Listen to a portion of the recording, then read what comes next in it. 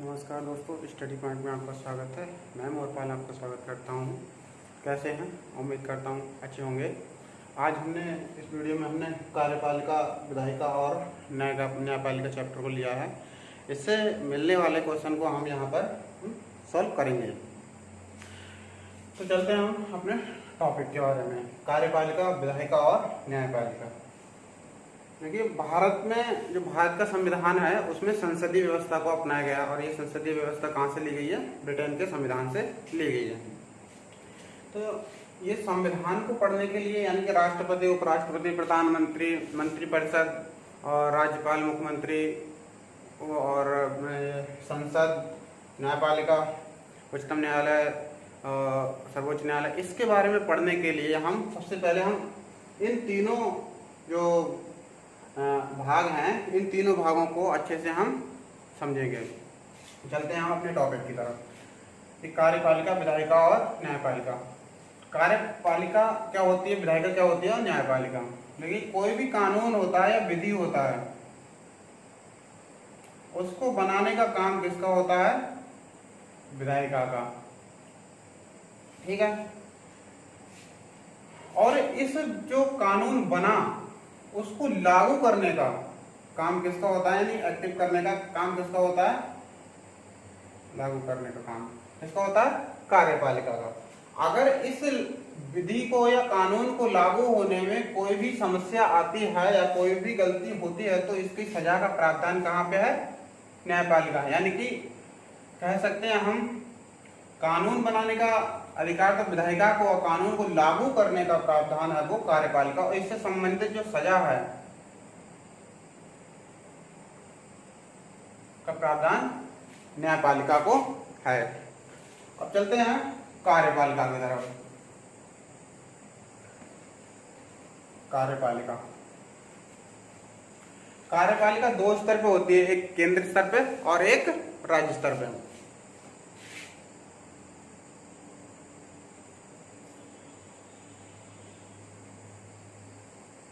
एक राज्य स्तर पे, केंद्र स्तर पे कार्यपालिका का जो हेड होता है वो कौन होता है? राष्ट्रपति।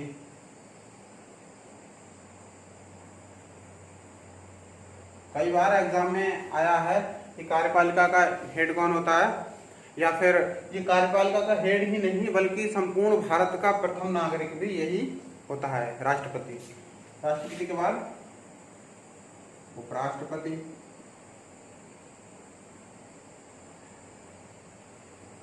प्रधानमंत्री,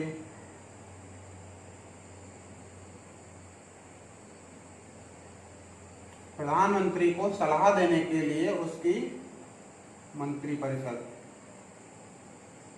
मंत्रिपरिषद।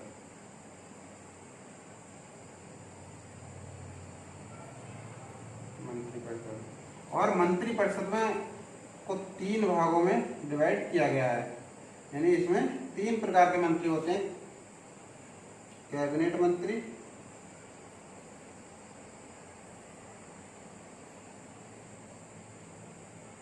राज्य मंत्री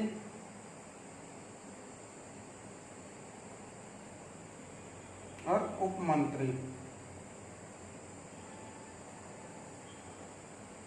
ये तीनों प्रकार के मंत्री मिलकर ही प्रधानमंत्री को सलाह देते हैं। यहाँ पे जो राष्ट्रपति था वो कार्यपालिका का हेड होता है नाम मात्र का, और वास्तविक हेड कौन होता है? प्रधानमंत्री। यानी कि समस्त शक्तियां जो होती हैं वो राष्ट्रपति तो नाम मात्र का होता है, लेकिन वास्तविक हेड कौन होता है? प्रधानमंत्री। इसी प्रकार राज्य में, राज्य का मुखिया होता है राज्यपाल, उसके बाद मुख्यमंत्री, मुख्यमंत्री वास्तविक मुखिया होता है, और उसकी मंत्रिपरिषद, मंत्रिपरिषद। ठीक है। अब ये जो कार्यपालिका है वो दो प्रकार की होती है, स्थायी और अस्थायी। स्थायी और अस्थायी। अस्थायी स्थायी कार्यपालिका में वे सब अधिकारी आते हैं जिनका जो नियुक्तिकरण होता है, यानी बकाया सबसे पहले वैकेंसी निकाली जाती है और उसके आधार पे ही उनको नियुक्त किया जाता है। तो यहाँ पे अधिकारी जो कि एक विशेष अवधि तक ही ये रहते हैं अपने पद पे, जैसे कि 60, 62, 65 जो भी निर्धारित किया जाता है उस अवधि तक ही ये अपने पद पे बने रहते हैं। और ये इनका चुनाव होता है, जैसे राष्ट्रपति, उपराष्ट्रपति, ये 5 वर्ष के लिए चुने जाते हैं। तो ये हो गई हमारी अस्थायी कार्यपालिका। ठीक है, अब चलते हैं हम विधायिका के बारे में।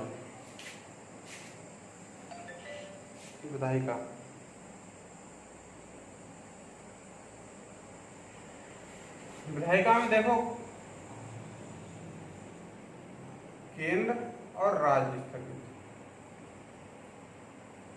जो केंद्रीय सूची होती है, केंद्रीय सूची के विषय उस पर तो केंद्र सरकार या केंद्र बनाती है कानून, और राज्य सूची होती है उससे संबंधित कानून क्या होता है, राज्य सरकार बनाती है। और जो समवर्ती सूची है उसमें केंद्र और राज्य दोनों बना सकती हैं। ठीक है, केंद्र में कौन होता है, संसद। कानून बनाने का अधिकार किसको होता है, संसद को। संसद में 2 अंग होते हैं, राष्ट्रपति और राज्यसभा और लोकसभा। ठीक है, इनका जो संसद का जो हेड होता है वो कौन होता है, प्रधानमंत्री। ठीक है, ऐसे ही राज्य में भी विधानसभा, यानी ये विधानमंडल के अंतर्गत आते हैं, विधानसभा और विधान परिषद। ठीक है, राज्यसभा और लोकसभा, संसद और विधानसभा और विधान परिषद मिलकर बनती है विधानमंडल। ठीक है, विधानसभा तो हर राज्य में होती है, लेकिन विधान परिषद हर राज्य में नहीं होती। इस समय 7 राज्यों में है। यह राज्यों के ऊपर निर्भर करता है कि वह विधान परिषद रखना चाहते हैं या नहीं।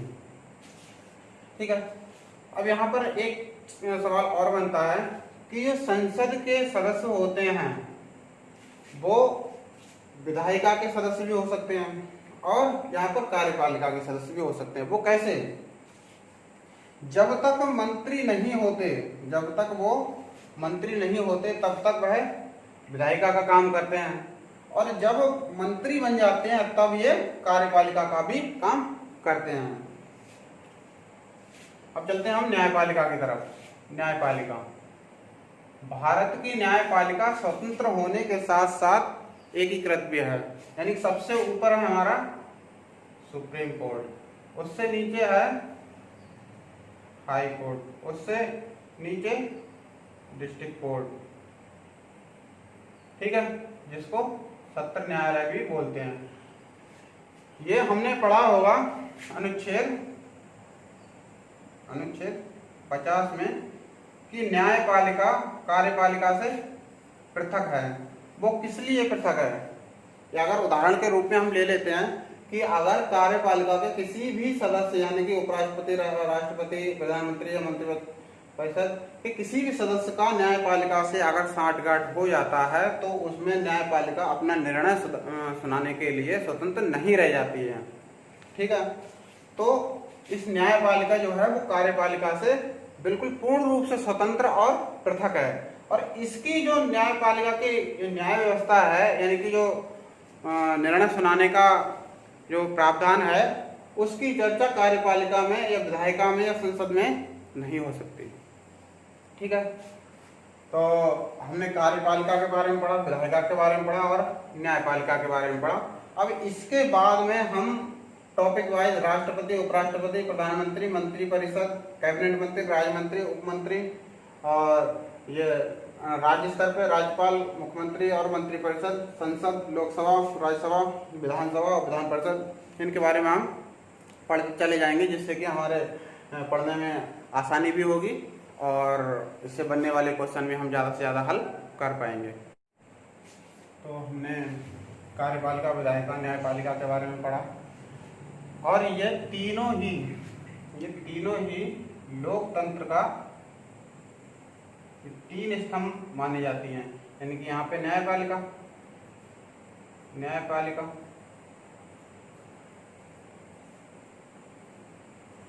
और कार्यपालिका और विधायिका। ठीक है, इन तीनों को ही लोकतंत्र का 3 स्तंभ बोला जाता है और चौथा स्तंभ हमारी प्रेस यानी मीडिया है। तो अगर वीडियो पसंद आई हो तो वीडियो को लाइक करें, शेयर करें, कमेंट्स करें, चैनल को सब्सक्राइब करना ना भूलें, बेल आइकन का बटन भी दबा दें। नमस्कार।